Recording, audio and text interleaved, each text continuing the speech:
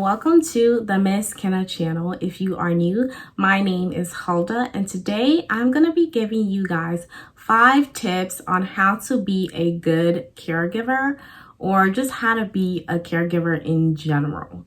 So basically, I decided to do this video to help somebody who is watching this, who's literally thinking about jobs, who's seeking job security. Doesn't matter if you are a youth or you are an adult. This is a great career path, and I think I'm a little biased because I've been doing this for 2 years now. Yes, I cannot believe that I have actually been doing this for 2 years. So let us get started on this video. So first thing is first, which is, why did I decide to become a caregiver? So right about the time I had graduated from college, the pandemic was just like we were just in the heat of the pandemic, and I felt very scared to work in a hospital or in any actual clinical or hospital setting, just because I had a fear of catching COVID and not surviving. And so literally that was the motivation for me to become a caregiver. I started asking like my mom and other people, what could I do that I can still get clinical experience? I can still get patient one-on-one contact. I can put on my resume, because I knew that I would eventually move on to pursuing a career in medicine down the road, which, if you have not seen my video on why I've decided to pursue medicine, please do check that out. I will put a link of that video below. So basically, that is why I decided to enter into this field. Now, as I have mentioned, it has been 2 very long years. And I say very long because I have been balancing life as a student and being a caregiver.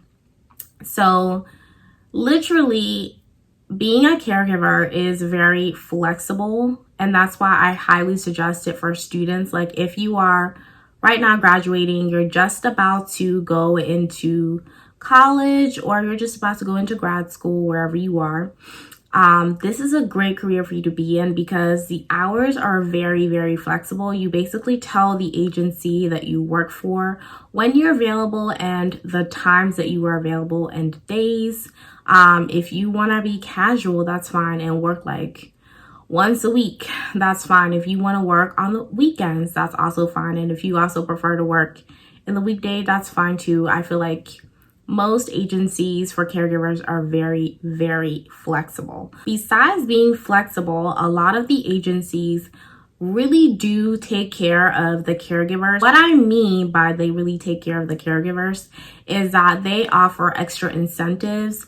If you work during the holidays, if you work during the weekends, you earn more than you would when you work during the weekdays. So this is a way you can get your money up if you choose to work on the weekends, or if you choose to work on the holidays instead of going home.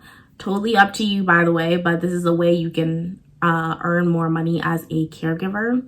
So who would I recommend being a caregiver to? And I think I've already mentioned it before, but students, adults, I say adults who are seeking like a second job and not really a primary like job, because being a caregiver is not always consistent throughout the entire year. There are certain seasons where it's not very beneficial in terms of finances to be a caregiver. Like, for instance, right now in the summer, a lot of the older people, they go on vacation with their families, or they just go and visit their families somewhere, and you're not taking care of them. They're not at home for you to take care of them. So that's income that you could have been earning, but you're not, because it's summertime. People like to travel. People like to basically do everything but stay at home. So yeah, it's not always consistent. And also a lot of healthcare policies like Medicare and Medicaid goes into people who pay for caregiving agencies. And so when someone loses their Medicare or their Medicaid, well, then they cannot afford a caregiver. So a lot of things go into play in terms of the finances and how they pay caregivers, but those are just a few. Now I'm just gonna talk about 5 very easy tips that I have personally seen as being a caregiver that are very effective with the kind of clients that the agency will give to you. So a lot of the clients that you will have are the elderly or people who have disabilities. And so it's really important as a caregiver to follow these 5 basic rules. Now, of course, there are more, but these are just the 5 that I feel like are good if you're just about to start to consider, start evaluating yourself and saying, can I do this? Can I do this? Am I the right person or the right fit for this kind of career? So the number one thing is that you just have to make sure that the schedule that you give to your agency is your availability. You have to make sure that your school schedule, like for me, being an online student, I have different times that I have to be online for lecturing, for turning in assignments. And so, I will obviously not be working during those days and times. So it's important to make sure that your personal life schedule and your work schedule are not conflicting. Like, just do not schedule when you need to be in class, okay? Because that's obviously hurting your academics. So just don't do that. So the number 2 is really important, which is to read the client's information ahead of the time or before you go on your shift. So most of the client information, your agency will either send it through like a text message, or there's an app that your agency will have, and it will have that patient information on there on your app. So you can look up every single thing that the patient needs, what care you're giving to them, a little bit of their medical history.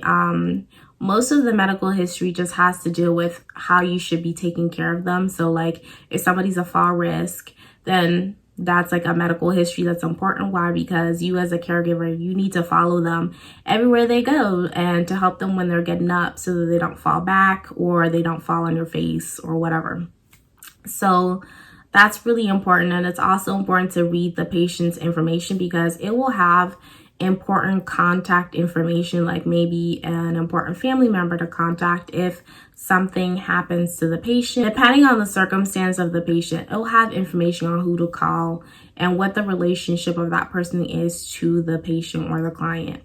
The third thing is to dress professionally. Now, every single agency is different in what they think is dress professionally. Like, for instance, maybe wearing scrubs is a professional outfit, or actually dressing up in a professional attire is actually professional, or maybe khakis and a plain t-shirt is considered professional.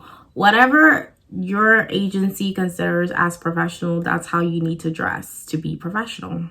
And the 4th rule is to be on time. I know you guys are probably thinking, why do I need to mention that? Well, the thing is that older people are very I don't know how to put this. They're very, very cautious about time, okay? Like if you are even a minute late, somebody will say, wow, you're a minute late today. Or, just to avoid any kind of confrontation, just be there on time, or maybe try to be there a little bit ahead of the time, like 5 minutes or 10 minutes. Like I said, this is very hard and I actually struggle with this too. So the last thing is actually pretty important. It's probably a little bit silly, but it's still always smile and just have a happy or joyful attitude while you're at work.